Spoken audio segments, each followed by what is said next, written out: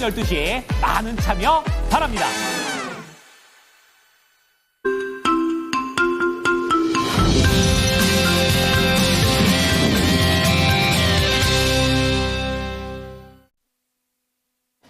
자, 이어서 모닝뉴스 들어가 보겠습니다. 미국 증시의 금요일장의 분위기는 상당히 좋게 나왔고요. 이제 국내에서는 이러한 부분들을 어떻게 반영할지, 그리고 관련된 개별적인 소식들까지 점검해 보겠습니다.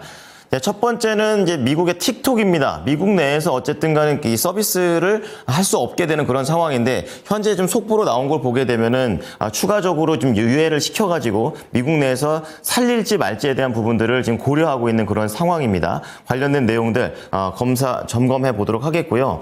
그리고 이제 국내 소식으로 넘어오게 되면 건설업계에 또 큰 수주 소식이 있습니다. 한남동 재개발의 최대어가 바로 이 삼성물산과 현대건설의 싸움이 됐었는데요. 결국의 결론은 삼성의 손을 들어주는 흐름입니다. 자, 마지막으로 개별적으로 남양유업입니다. 자사주 소각을 하게 되면서 주주 가치와 책임 경영을 강화한다고 하는데요. 내용들 알아보도록 하겠습니다. 정수지 캐스터 전해주시죠. 네, 월요일 모닝뉴스 알아보겠습니다. 먼저 오늘 장에 영향을 줄 수 있는 뉴스들 헤드라인으로 만나보겠습니다. 내란 우두머리와 직권남용 권리행사 방해 혐의를 받고 있는 윤석열 대통령이 19일 구속됐습니다. 틱톡의 미국 내 서비스가 국가 안보 위협 비판 속에 예정대로 중단됐습니다.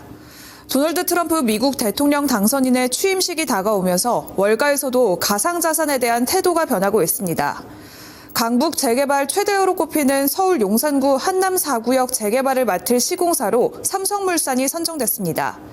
코스피 상장사 금양이 4,500억 원 규모로 추진하던 주주배정 유상증자 계획을 전격 철회했습니다. 남양유업이 이사회를 열고 약 201억 원 규모의 자사주 소각을 결정했다고 17일 공시했습니다. 먼저 첫 번째 뉴스입니다. 내란 우두머리와 직권남용 권리행사 방해 혐의를 받고 있는 윤석열 대통령이 19일 구속됐습니다. 현직 대통령이 구속된 건 헌정 사상 최초인데요. 서울 서부지법 차은경 부장판사는 전날 내란 우두머리 및 직권남용 권리행사 방해 혐의를 받고 있는 윤 대통령에 대해 구속 전 피의자 신문을 한 뒤 피의자가 증거를 인멸할 염려가 있다면서 구속영장을 발부했습니다. 비상계엄 사태 발생 47일 만의 일인데요. 앞서 공수처는 윤 대통령이 3차례 출석 요구에 불응하자 체포영장을 발부받았고 2차례 시도 끝에 지난 15일 서울 용산구 한남동 관저에서 체포했습니다. 10시간 40분간 첫 조사를 받았던 윤석열 대통령은 비상계엄은 대통령의 통치행위로 사법심사의 대상이 아니라는 취지의 발언만 한 채 검사의 질문에는 아무런 답을 하지 않았고 서울구치소에 구금된 뒤 추가 출석 요구에는 응하지 않았습니다. 사상 초유의 현직 대통령 구속으로 인해서 윤석열 대통령의 지지자들이 법원에 난입하는 사태가 벌어지기도 했는데요. 오늘 장에서는 정치 테마주들이 어떤 영향을 미칠지 지켜보시길 바라겠습니다. 두 번째 뉴스입니다. 세계적인 인기를 누리고 있는 쇼폼 동영상 소셜미디어 틱톡이 미국 내 서비스가 국가 안보 위협 비판 속에서 예정대로 중단됐다는 소식입니다. 외신에 따르면 틱톡은 미국 동부 시간으로 오후 10시 50분 현재 구글과 애플이 운영하는 미국 앱스토어에서 삭제된 것으로 확인됐습니다. 앞서 틱톡은 자사 앱을 통해서 이른바 틱톡 금지법이 발효되는 19일부터 미국 내 서비스가 일시적으로 중단된다고 공지했습니다. 틱톡은 가능한 빨리 미국 서비스를 재개할 수 있도록 노력 중이라고 밝혔는데요. 틱톡은 미국 내 사용자가 인구 절반가량인 1억 7천만 명에 달할 정도로 영향력이 큰 소셜미디어입니다. 미국인들은 단순한 동영상 공유뿐만 아니라 최신 소식이나 정보를 틱톡으로 얻어왔는데요. 다만 오늘 취임을 앞두고 있는 도널드 트럼프 미국 대통령 당선인은 최근 인터뷰에서 틱톡의 미국 내 서비스 금지를 90일간 유예할 가능성을 시사했습니다. 트럼프는 내가 그렇게 하기로 결정하면 나는 아마도 월요일에 발표할 것이라고 말하기도 했는데요. 일론 머스크의 틱톡 인수설도 등장하면서 국내 관련주들도 강세 흐름을 보여줬습니다. 관련주들의 흐름, 오늘 트럼프 2기가 본격적으로 시작되는 만큼 계속해서 주시해보시면 좋을 것 같습니다. 다음 뉴스 만나보겠습니다. 도널드 트럼프 미국 대통령 당선인의 취임식이 다가오면서 월가에서도 가상자산에 대한 태도가 변화하고 있습니다. 실제 트럼프는 대선 승리 후 친가상자산 정책을 추진하는 데 힘을 실어줄 인사들을 2기 행정부에 대거 영입한 바가 있는데요. 이런 상황에 가상자산에 소극적인 태도로 임했었던 월가의 금융기관들이 이전과는 다른 스탠스를 취하고 있다는 소식입니다. 지난해 바클레이스와 시티그룹은 여러 차례 비트코인 최다 보유 기업인 마이크로 스트래티지의 전환사채 발행을 주도해왔고, 골드만삭스는 비트코인 채굴 인프라 제공과 함께 AI 데이터 센터 운영사인 어플라이드 디지털을 위한 투자금을 모금하기도 했습니다. 이외에도 더 많은 월가 기관들이 가상자산 관련 서비스를 제공할 것으로 전망되고 있는데요. 가상자산 대장주 비트코인은 트럼프 미국 대통령 취임을 앞두고 사상 최고가를 또다시 경신했습니다. 이에 더불어서 트럼프는 직접 자신의 밈코인을 발행하기도 했는데요. 국내 관련주들로는 T사이언티픽의 차트 흐름 자세히 살펴보도록 하겠습니다. T사이언티픽은 최근에 금융당국의 업비트 제재 가능성에 빗썸 관련주로 부각받으면서 반사수의 기대감 속에서 급등하기도 했었습니다. 하지만 윗꼬리를 길게 달고 다시 한번 조정을 빠르게 받았는데요. 전일 종가는 1130원에 형성을 했습니다. 오늘 장에도 다시 한번 수급이 몰릴지 기대되는데요. 오늘 T사이언티픽과 함께 가상자산 관련주들의 흐름 눈여겨보시면 좋을 것 같습니다. 다음 뉴스 만나보겠습니다. 강북 재개발의 최대어로 꼽히는 서울 용산구 한남 4구역 재개발을 맡을 시공사로 삼성물산이 선정됐습니다.